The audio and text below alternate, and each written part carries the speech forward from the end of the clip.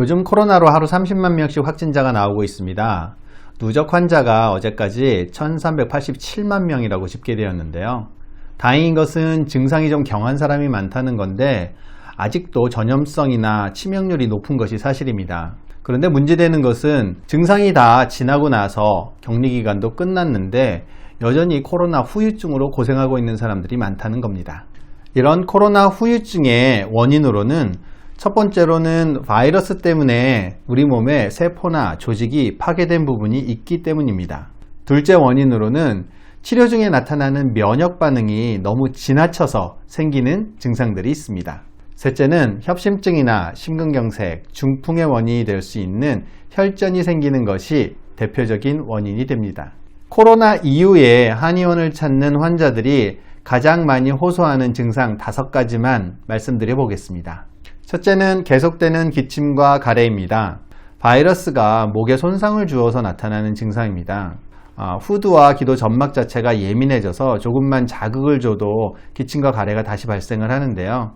이러한 기침과 가래가 심해지게 되면은 다시금 호흡기 점막을 또 손상시킬 수 있기 때문에 적극적인 치료가 필요합니다. 둘째는 냄새를 잘 맡지 못하는 후각마비입니다. 코가 막혀서 냄새를 맡지 못하는 경우라면 자연적으로 잘 나을 수가 있습니다. 하지만 바이러스가 후각신경세포 자체를 공격해서 후각마비가 일어난 경우는 예후가 좋지 못하므로 초기에 얼른 치료하셔야 합니다. 전신적인 피로감이나 오한 발열 등의 전신 증상이 있습니다. 바이러스랑 우리 몸이 아직 싸우고 있기 때문에 나타나는 증상들입니다. 그래서 이러한 증상들이 있을 때는 너무 무리하지 않고 꼭 잘 쉬어주어야 합니다. 우울감이나 불면증, 집중력 장애도 많이 호소합니다. 안 그래도 장기적인 코로나 시국 때문에 우울했었는데 질병을 앓고 나서 그 정도가 심해지는 경우도 많습니다. 머리가 아프고 어지럽고 잠도 안 오고 깜빡깜빡하고 이러한 증상들을 많이 호소합니다. 거기에 질병에 대한 과도한 걱정이나 불안감이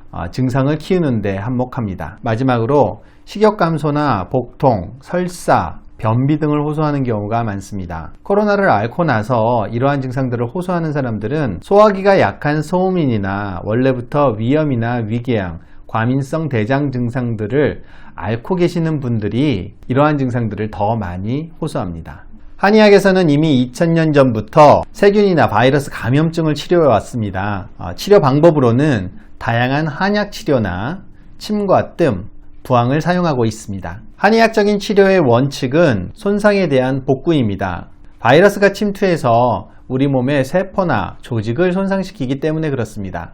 둘째는 체질을 보충하는 것이 중요합니다. 체질적인 약점이 있는 경우에는 그 부분에 코로나 후유증도 더 많이 나타납니다. 마지막으로는 몸과 마음을 동시에 회복하도록 해야 합니다. 코로나 후유증의 많은 부분들이 정신적인 스트레스와 육체적인 피로를 동반하는 증상들이기 때문에 그렇습니다. 코로나를 앓고 나서 그 직후에는 무리하지 않고 활동량을 천천히 늘려나가는 것이 좋습니다. 갑자기 운동을 많이 한다든지 밀어놨던 업무나 공부를 너무 열심히 한다든지 하는 것들은 몸에 무리가 갈 수가 있습니다.